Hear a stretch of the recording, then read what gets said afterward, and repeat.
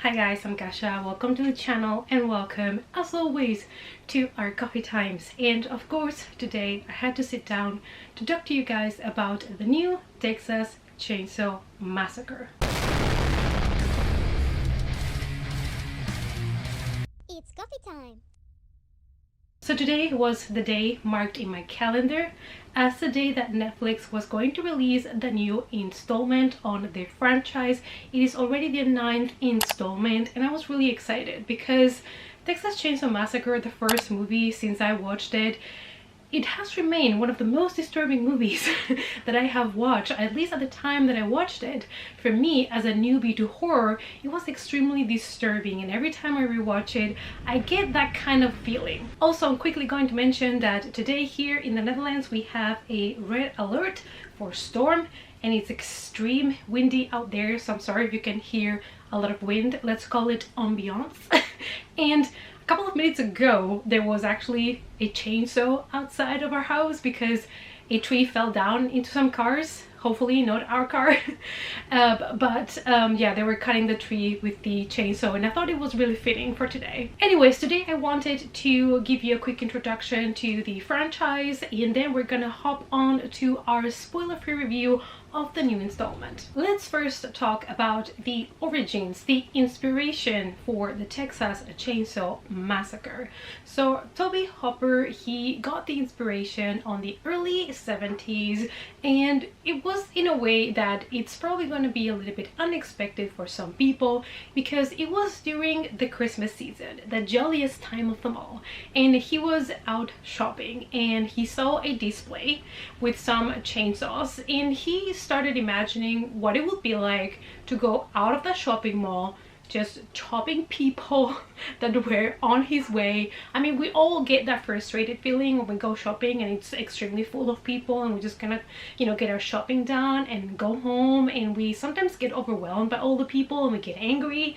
But I mean, Toby took it to the next level, imagining chopping everybody in that mall. But anyways, that is how he kind of got the idea, but that was not just that, it was combined with other things. Now, when it comes to Leatherface, the character that we all know that is a very iconic character in the horror community, so his inspiration comes actually not from Ed Gein like many people believe, but it does come from a doctor that told Toby Hooper that during his years studying in med school, he had put together a mask made out of human corpses. Yeah, it's really disturbing to think that somebody would do that. And then I guess also while filming the movie, of course I think Toby did get some inspiration, at least some elements from the story from Ed Gein, but it was not like exactly inspired by him. Another thing that is curious about the first Texas Chainsaw Massacre is at the beginning of the movie you are being told that this is based on true events, which is a lie. But it is believed that Toby Hooper got this idea because he thought that the media was lying to him, and he thought that all of these news, portraying people with their brain smashed and everything, that was a way of showing how actually the true monsters are humans just wearing different masks. Which is probably also where the mask concept comes from. There's many theories, many things that are being said that inspired this film, so that is also another one of the theories of why he said that this was a true story even though it wasn't. And those masks do change throughout the whole franchise, and I've always loved the idea of the first movie because we get 3 different masks, and whenever he's wearing one or the other, you know that they have a different purpose, that he's in a different mood. It's kind of indicating what kind of role play he's doing at the moment, which is really disturbing. But at the same moment, I thought it was genius and I really loved the idea that they used 3 different masks. The Texas Chainsaw Massacre, or Head Cheese, which was the other working title that I'm really glad that Toby didn't go for. It is one of the first slasher movies that depicts a sadistic family with cannibalistic intentions. And yeah, I think that this movie it's definitely one that is gonna make a lot of viewers uncomfortable, and it is probably the one that inspired movies like, you know, Wrong Turn and other ones that are depicting this kind of cannibalistic, sadistic families. It portrayed a group of teenagers that have a flat tire and are looking for help, and basically they end up being confronted with Leatherface. And we have here also a character played by Marilyn Burns, and that is the main girl called Sally, and it's also one of the first times that we have that final girl moment, and it's also something really important that this franchise gave us. After the Texas Chainsaw Massacre in 1974, we got the Texas Chainsaw Massacre 2 in 1986. But this one was a complete 80s cheesy movie with some comedy, and this is one that people don't tend to love and I totally get why. It has actually not any of the atmosphere that the first one had, and it is weird because it was a direct sequel. Leatherface, the Texas Chainsaw Massacre 3, this one came out in 1990, and this one is based in the 90s, and it is the first movie in the franchise by another director. And what I liked about this one is that we got a little bit more back to the roots of that first movie after the cheesy moment that we got in the 80s. The Texas Chainsaw Massacre, The Next Generation from 1995. This one is supposed to be a sequel or a requel. And this one, the problem that I had with it was that the plot and the storyline, everything was a little bit messy and all over the place. And this is another one that it's not one of my favorites. Then we move to the first true remake, which was the Texas Chainsaw Massacre from 2003, and actually I really did enjoy this one because it does pay homage in a lot of ways to the original, and I felt like it took back that tone, that being more serious, and I really did enjoy this one. I feel like the found footage that it includes helps a lot to make the story more serious, more believable, and that is actually what I look for in horror. The Texas Chainsaw Massacre The Beginning from 2006, it's a direct sequel to the remake in 2003, and this one is supposed to tell us the story a little bit of Leatherface and how he came to be. So the movie basically starts when he was in the womb, so before he was even born, and tells a little bit how he became this killer. The Texas Chainsaw Massacre 3D from 2013, and this is a direct sequel to the first movie after Sally manages to escape. So as you can see, all the movies in the franchise are completely all over the place when it comes to timeline. And the last one that we got was Leatherface in 2017.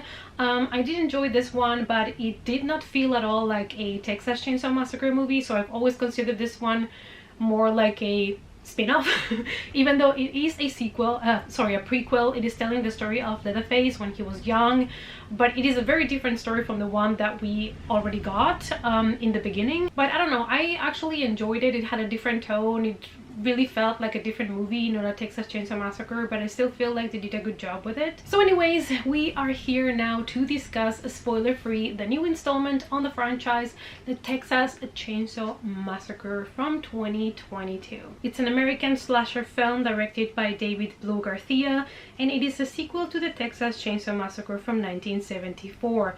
The 9th installment of the Texas Chainsaw Massacre is picking up 50 years after the original film. In this movie, we follow a group of entrepreneurs that are going to an abandoned ghost city in Harrow, Texas, and their plan is to resell the properties and create this new world, you know, to go away from the dangers of the big cities. Unfortunately, when they get there, they awaken something that was dormant in that ghost city, and that is of course our beloved Leatherface. He's still there in that city, and he's not really happy when he gets new visitors. At the beginning of the film, normally on the Texas Chainsaw Massacre movies, we always get some sort of like text or information of what had happened before. In this case, we don't get that, but the movie starts with a little bit of a documentary. The documentary is showing us the aftermath of those first kills by Leatherface 50 years ago, and it talks on how those were unsolved cases. Our group of friends are in a gas station, which is also something typical for the Leatherface movies, for slasher movies, and that's where they see this documentary, and you can already tell from the beginning that they're trying to integrate a little bit of humor into the story, and I have to say there were some moments of the movie that I thought were actually kind of funny.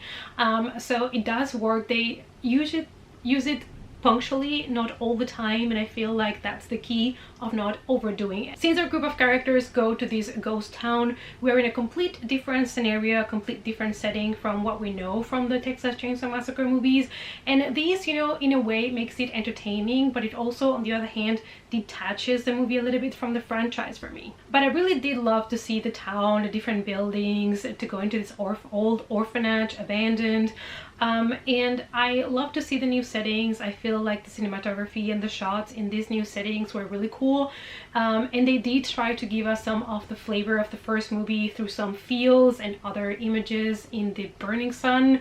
So it was kind of like 50-50. When it comes to the characters, something that happens a lot in slasher movies, that also happens in most of the Texas Chainsaw Massacre movies, is that the main characters, the bunch of friends, they tend to be annoying.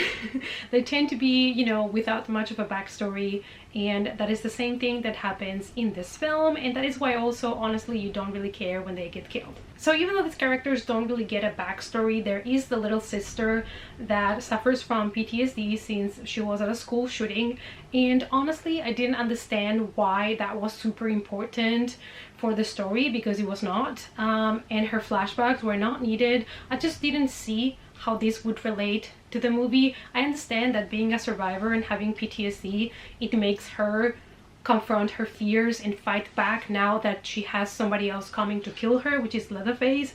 But honestly, I just feel like the movie could have done perfectly fine without this type of backstory. Also, when it comes to the characters, they did bring Sally back into the picture.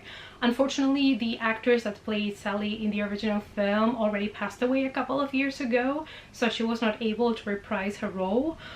So I thought that this character was extremely unnecessary. I didn't really see the point, because she doesn't offer anything to the story. She doesn't change anything in the story or the plot. So I don't know exactly why she's there. I feel like they're just going with a trend, you know, of bringing people back, like Halloween, you know, and Scream. Like those big franchises have returned, bringing their, you know, final girls back, and now they felt maybe they had to include her.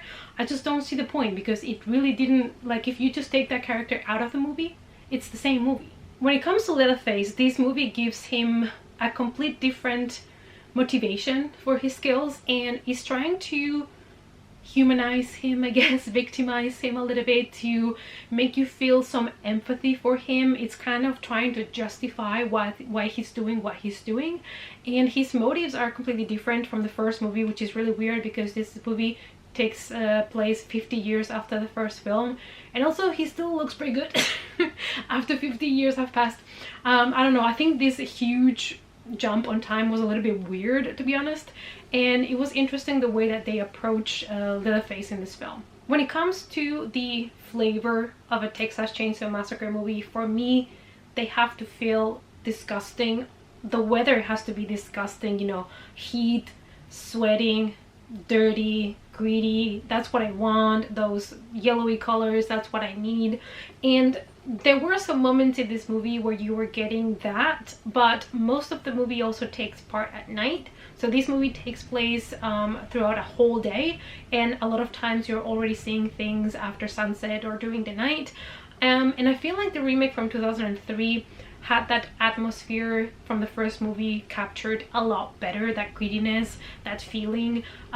Even though this one tried, it didn't really get there all of the time 100%. This movie does include the wind sound that we know from the original movie and other movies have brought back, but they're not utilizing it as much as they could or bringing it to their full potential. But I do feel like they did a good job with the soundtrack. It's very decent, and I feel like there's a lot of scenes where the background music is very low or nearly non-existent, which helps a lot with building up more tension. And even though this is a slasher, which basically you're just here to see some guts, it is nice when they're trying to build up a little bit of tension before somebody gets hit in the head. When it comes to the pacing of the film, this is a movie that is fairly fast-paced, and there is a lot of action. It is an action-packed film. So you know, unlike the first movie where it takes a long time for the action to really start, this one is fully packed with action to the very last frame. So yeah, and now we're gonna talk about the horror, which was my absolute favorite part about this movie. I just loved all the blood. The first kill of this movie already made me think that I was gonna love it because it was really nice and bloody and a little bit unexpected in the way that they did it. I don't believe I've ever seen that done exactly like that before, so I was really pleased. It is hard to see a kill that you're like, wait, have I seen that done before? It is hard when you've watched so much horror, so I felt really excited after that first kill. Leatherface is pretty savage in this movie. Honestly, the body count in this film is probably the highest from the whole franchise. Like the title Massacre, you know, this movie really makes it justice. Leatherface here is not coming out to play. He means business, and there is a huge body count here. There is kill after kill. It gets bloodier, gorier. Absolutely loved it. It's one of my favorite things about the film. I feel like you're not gonna get a ton of story, you're not gonna get a lot of like character arcs or anything like that, but this is a movie made for people that enjoy slashers, blood, and gore. At the end of the day, I did have a lot of fun with the movie. I did not get bored at all with this film because, like I said, it's action-packed. There's many kills. They're all really cool. Special effects were great. Of course, there were some decisions that I didn't agree with, like bringing back Sally for no reason. Like, there's many things this movie could have done better, but in my opinion, this is not one of the worst from the franchise. It will be kind of in the middle for me. I'm hoping to be able to revisit all the movies at some point to make a ranking, but I just didn't have the time before this one came out. But I would love to, because I think I've never watched all of them back to back, and that would be really interesting. So I ended up giving this movie a 3 out of 5 because I enjoyed it, but a little bit less than the 2003 remake, and I gave that one I think 3.5. So I feel like it's a fair rating. I feel like it's not original, but the kills were really nice. Some of the cinematography is really good. I loved to see Leatherface back. I was really excited by that, and I think like they did a really good job at modernizing the story a little bit, you know, bringing this couple into this town to gentrify it basically. And I love that they have so many elements trying to bring the movie to new audiences, you know, like technology and stuff that we have now. So what I'm trying to say is this is not my favorite Texas Chainsaw Massacre movie, but it's also not the worst in the franchise, and I definitely think that it's worth your time. It is currently streaming on Netflix, so it's fairly accessible for a lot of people, and I feel like if you love Leatherface, you're gonna be happy to see him back. And if you enjoy, like me, a really nice killing spree with blood and guts, you're gonna have so much fun. I was like enjoying myself a lot, like a little kid, you know. That was me today. All right, guys, I hope that you enjoyed this video. Please let me know down below if you love the franchise, have you watched the new movie, and what is your favorite installment of the franchise. Let's talk about it in the comments. Thanks so much for watching, and I hope to see you all as always in our next coffee time. Bye.